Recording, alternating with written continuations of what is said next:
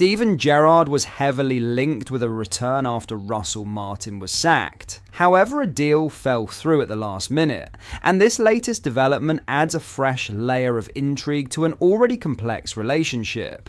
With memories of past success still shaping expectations and opinions, a new revelation has emerged that is prompting renewed discussion behind the scenes. It raises important questions about where things stand now and what it could mean for Rangers moving forward, without offering any easy answers just yet. Let's break this down in today's video, along with all the other Rangers news from the last 24 hours. There is so much to discuss in today's video, so be sure to like the video and subscribe to the channel for daily Rangers content.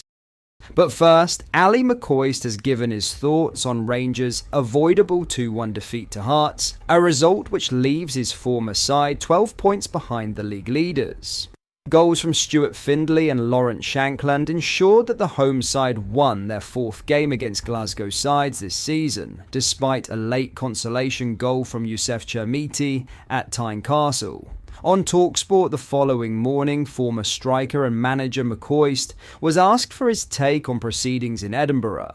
Despite a good start from Danny Rowe's side, the Rangers legend insisted that the visitors were largely the architects of their own downfall. "I didn't think Hearts were brilliant yesterday," he said regarding Derek McInnes's side. Rangers started the game reasonably well, and then 2 goals completely changed it. 2 avoidable goals. The first goal, dear me, 1 man out for a short corner. What's going on? 1 man out for a short corner, ball comes in, they get in the back, header, and then the goalie has a brainstorm for the second goal. Though Rangers have a game in hand over Hearts, the gap between themselves and the current leaders has been extended. Additionally, thanks to Celtic's 3-1 defeat of Aberdeen, Rowe's side are also 6 points behind their Glasgow rivals, with the pair set to meet on January 3rd at Celtic Park. Before this clash, however, is a home game on December 27th against inform Motherwell at Ibrox, as well as the visit of Premier Sports Cup winners St Mirren on December 30th at the same venue.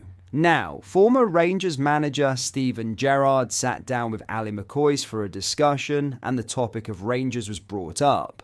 McCoist asked Gerrard why the deal fell through and why he didn't return. Gerrard didn't hold back and exposed what is really going on behind the scenes at Rangers. Have a watch. In the first 2 years, I think where we were coming unstuck on times was sometimes the heat from the Ibrox crowd at times. It's amazing you've seen that.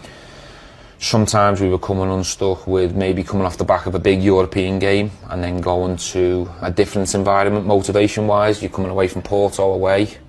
And the boys are having to go above and beyond to just some great results in Europe, by the way. Just stay with Porto. Some great results in Europe. But then you're going onto a plastic pitch and you're playing against 11 lads that this is their World Cup final. And I think that's the challenge as Rangers managers, the contrast of games. And the motivation and getting them reset for Benfica away to Hamilton away, with all due respect. Yeah, I get it.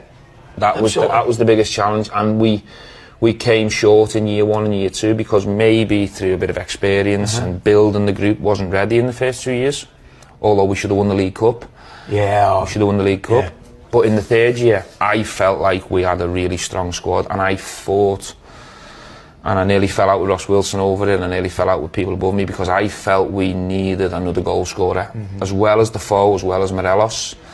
Jermaine was a little bit older, couldn't play every minute of every game. Morelos was a little bit unpredictable at times in terms of, the red cards or coming back from international.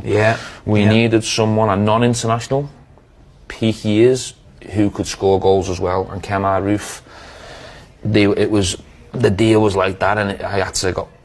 I want this signing. That was the first time I nearly spat me dummy out to say we need this signing. There was rumours of coming back to Rangers. I understand 100%. I don't know the reasons for it, but I understand totally maybe why you didn't fancy it. But it's not that I didn't fancy it. Well, because I didn't mean not fancy it, but you maybe didn't want to do it for 1 or 2 reasons, which I get. Look, Rangers is obviously your club more than it is my club, but I've got a special affinity and a feeling for Rangers now. I want to help that club. But you have to have the right tools. And you'd have to have the right opportunity to help that club, because I know how difficult it is. Yeah. I understand when you put that on your neck and your shoulders how heavy it is, and you know that more than anyone else. If you get the right tools and you're surrounded by the right people, I've got the confidence in myself that I can make Rangers good again. But if I'm not surrounded by the right people and I haven't got the right tools, I'm not a magician, Ali. No. Unfortunately. No, I get that. I get that. But In other news, Rangers' disastrous summer recruitment continues to cast a long shadow over Ibrox, with Rangers now reportedly prepared to sanction Youssef Chermiti's departure when the January transfer window opens.